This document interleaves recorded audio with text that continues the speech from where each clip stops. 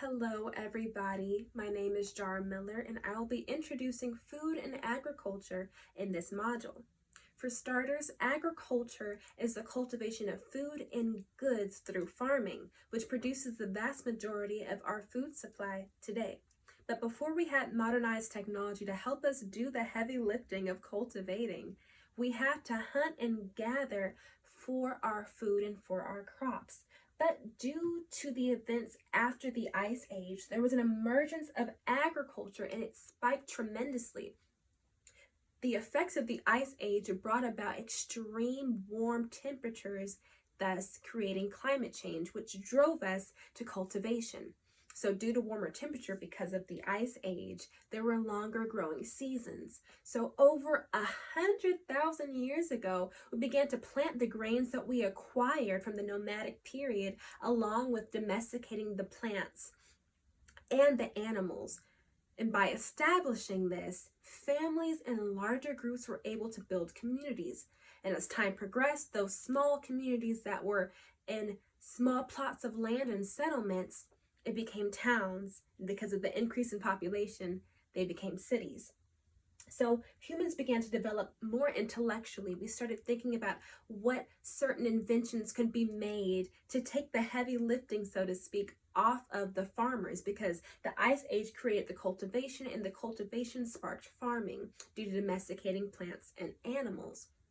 And so after going from just hunting for animals and gathering crops with extreme advancements during the 1800s and the 1900s, we were able to have blades that were able to cut the wheat and the grains, but this was very tedious work. So as time progressed, we created inventions that we have today. GMOs. What is a GMO? A GMO, or genetically modified organism, is a plant, animal, microscopic organism, or other organism whose genetic makeup has been modified in a laboratory using genetic engineering. So there are two types of GMOs. One is gene gun and the Agrobacterium tumefaciens. For the gene gun, a microscopic pellet of gold or tungsten is coated with the transgene fragment and shot at a high velocity into plant cells or tissues. In a small proportion of cases, the pellet will pass through the cells and the DNA fragment will remain behind and become incorporated into a plant chromosome in the cell nucleus. The second technology used to create GMOs is the Agrobacterium tumefaciens. This method utilizes a biological vector, the soil-dwelling bacterium Agrobacterium tumefaciens, which is in nature, transfers part of its DNA into plants and causes crown gall disease. Genetic engineers have taken advantage of this DNA transfer mechanism while disarming the disease-causing properties. Plant and bacterial cells are co-cultivated in a petri dish under conditions that facilitate gene transfer. This allows incorporation of genes in a more controlled manner than with the gene gun. Hi everybody, it's Jarah again, and on this slide I will be addressing technological advancements used on food quality. Now the first bullet point is addressing HPP.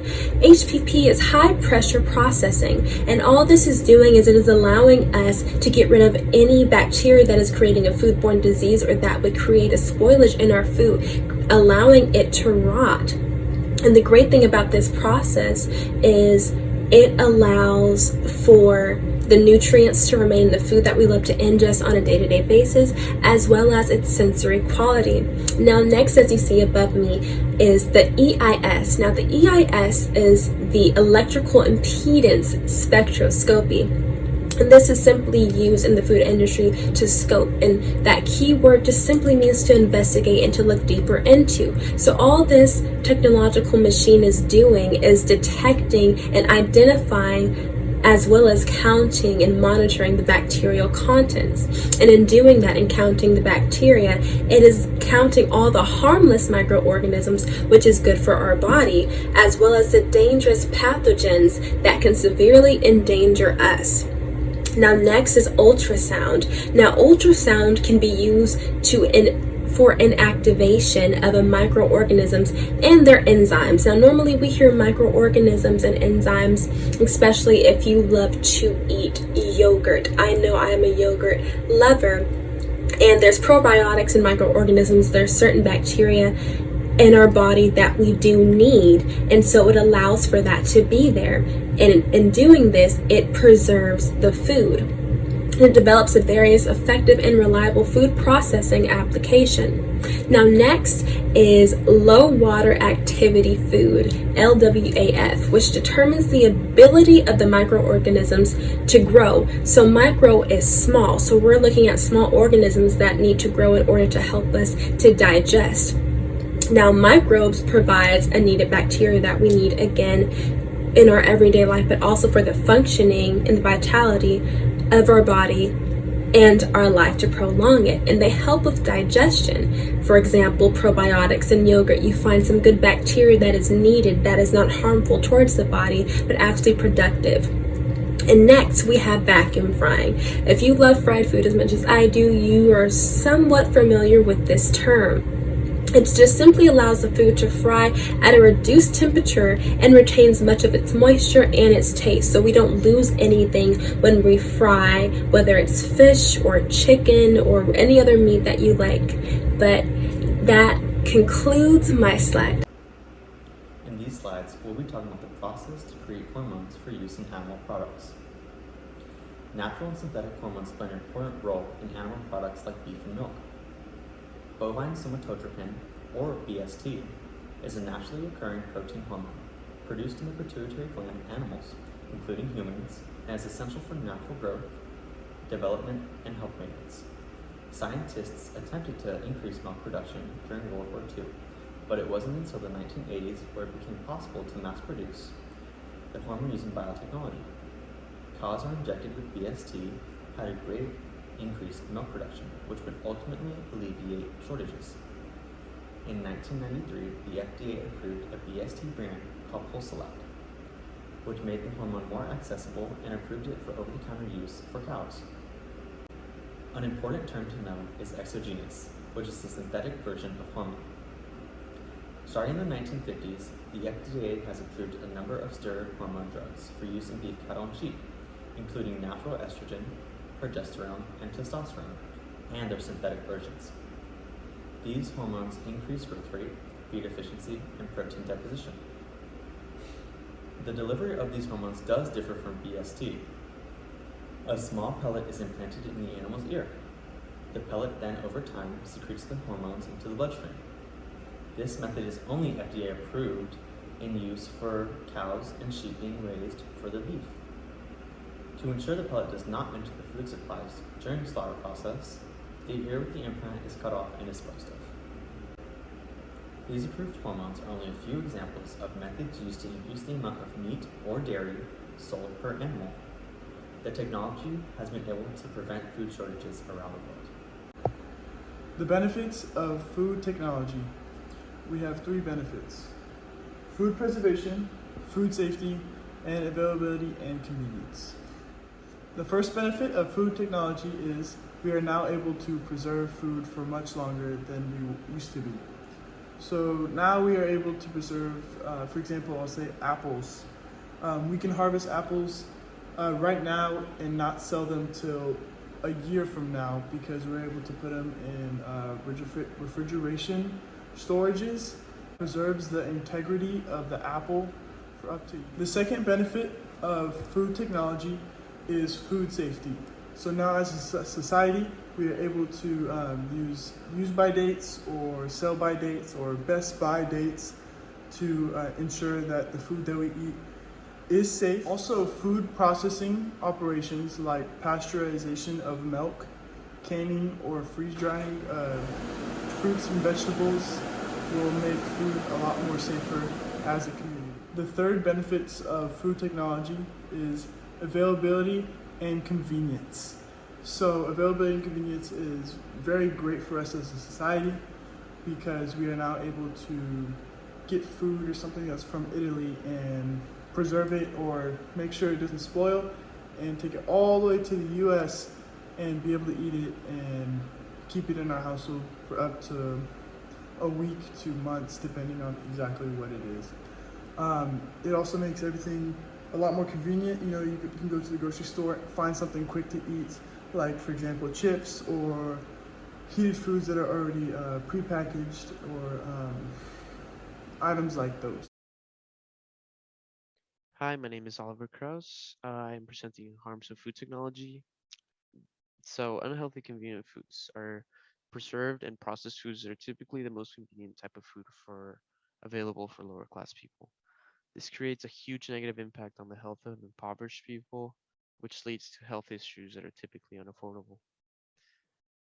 More automation and less jobs. Food technology has created an extremely inexpensive food system through which they can maximize profits, they being the food industry, which technically means less jobs available since food has a longer shelf life and it's also more abundant. There's also increased energy usage. Energy usage has increased as a result of food technology because it's given food carrying vehicles, we see them on the highway all the time, the ability to travel long distances. This, of course, as we all know, takes a lot of gas and other expenses to transport the food. And not only that, food processing factories have turned to machines to do the most of the jobs, and of course, um, burn more fuel. Thank you. Hi, my name is Mitchell Nwaokolo, and I will be presenting the positive and negative of agriculture, why it's negative and why it's positive, and be given brief informations on what are the positive effect of agriculture and what is the negative effect of agriculture. So this first slide presents the positive and negative of agriculture. Why is agriculture positive? Mainly, the main reason of why our agriculture is positive is most of all of our sources and raw materials and all of that comes from the earth, which is our happy home, our society, our world, basically. And during this positive effect of agriculture, we're able to sustain food sources, water, and improve health and water quality and all of that while living a positive agriculture lifestyle. Why agriculture is negative? The negative of agriculture is the fact that many countries, many societies, and many places that we live in have parasitic fertilizer and other toxic chemicals that pollutes in the environment, in the air, and goes through the water, the drinking sources, and all of that. And it can affect a lot of health issues and a lot of people, and it tends to kill organisms and bring some organisms to extinction, which is the negative parts of agriculture. And those are the negative parts of agriculture. Okay, these right here are the positive impacts of agriculture. Agriculture. Right here we can see expansion and farming sustainability. Sustainability in agriculture is a practice tended to protect the environment, ex- expand Earth's natural resources base, and maintain and improve soil fertilizer based on multiple goals. Sustainability in agriculture improves the environment and the quality of both families, communities, and animals, and all around overall. and that helps increase our living and stuff like that. The next one that we have is agriculture improving the community.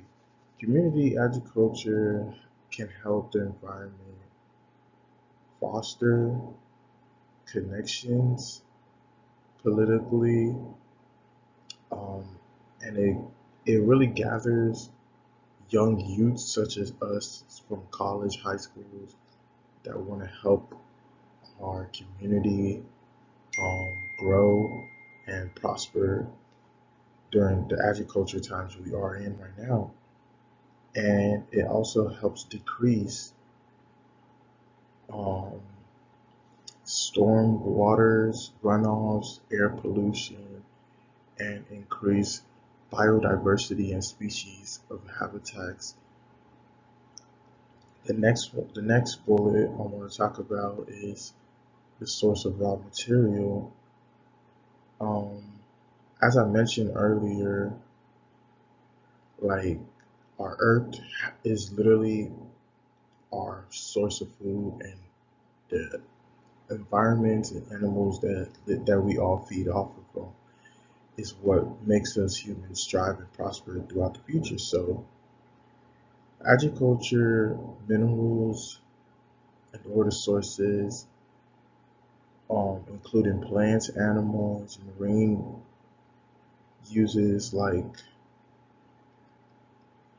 non-food products, and these potential sources are such minerals um, that we feed off of, and it makes us like grow.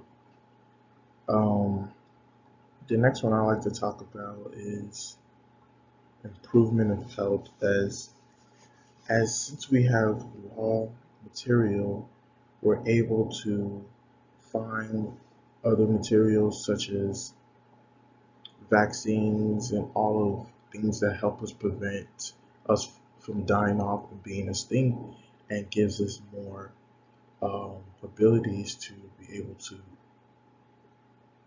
have healthy um, lifestyles within the food we eat and the proteins and all of that, and it gives us the strength to keep living on. So that right there is a positive effect of agriculture. Hi, my name is Brooke Burriola, and I'll be discussing the negative impacts of technological advancement in the realm of agriculture. One of these negative impacts is the ever-present potential for child labor. As we're all familiar with, child labor was a prominent issue within the first industrial revolution, so it's absolutely a possibility for child labor to develop further as a result of agricultural development in third world countries as technology develops. And currently, child labor is an ongoing issue within the cocoa industry, as it's relatively widely known as an ongoing issue that dearly needs addressed. Another major issue regarding agriculture is pollution. As agricultural yields increase due to technological advancement, so also does the possibility for increased runoff, which stems from the fact that many of the native plants were uprooted, such as trees and other grasses that withheld water much more naturally and effectively than crops planted for profit. So as a result, pesticides and similar chemicals can easily run off from the agricultural grounds and end up into natural sources of water and even drinking areas of water. Another portion of pollution that needs to be noted is carbon footprint overall caused by expansion of agriculture as a result of more crops being planted and reaped for profit. There's naturally going to be an increase of carbon footprint as a result of just that many more living things on the earth being planted where there's too many living things in one place. Health issues, of course, stem from many of the pollution problems. As previously mentioned, the runoff from the expanded agriculture can drop a lot of chemicals within drinking reservoirs. As a result, people can be poisoned over time from those pesticides, which is a big no-no. That's a grave situation. And of course, this can lead to spread of disease as a result of the runoff. And like heaven knows what else the runoff picked up along its way to drinking reservoirs. Lastly, it can be debated that an expansion of agriculture can lead to increased dependency on unnatural forms of agriculture, such as GMO and genetically modified organisms, which are vastly different than their natural forms when you compare genetically modified agriculture and the original natural forms of agriculture. Hi, my name is Alex Philix, and I'll be doing the employment opportunities of agriculture. I will discuss what kind of jobs you can get in the agriculture industry. First off, there are the genetic engineers. They are engineers that rearrange, alter, or eliminate genes in an organism. They're the ones responsible for GMOs. They can manipulate genes artificially to have specific traits in an organism. An example would be that the engineers can modify the genes of food such as corn or soybeans to be more resistant to pesticide or be produced at a higher quantity. They also can modify hormones such as RBGH, which is found in cows. And if they modify this specific hormone, they'll be able to produce more milk in the cow. They are also animal nutritionists. They are responsible for taking care of animals, and they create diets and lifestyle plans for the animals and are responsible for making sure that the animals are safe and healthy. They also respond to any emergencies when it's necessary. So if there is an animal that is sick, the animal nutritionist would see what is wrong with them and try to figure out what is wrong with them and give them medicine. They have a critical role when it comes to taking care of animals. They also work with farmers to make sure that the animals are healthy. There are also toxicologists. They are scientists that work with chemicals and other substances. They determine if it is dangerous to humans, organisms, or the environment. An example of this is that they make sure that pesticides, herbicide, and fertilizers doesn't harm people or have any toxic compound in the crop. They also identify any toxic substances that is present within the compound. So what they basically do is make sure that all the fertilizers and the pesticides and herbicides are safe to use, and they also make sure that that there isn't any toxic compound within the crop. And finally, there's also the food process development scientists. What they do is they research and develop different ways to manufacture products, as well as monitor current processes for quality and efficiency. They also create different ways to preserve the food, work with other teams to make sure the food is up to the standards, and fix any problem in the meat packaging. They also need to make sure that the operations are safe and effective, and there's nothing wrong.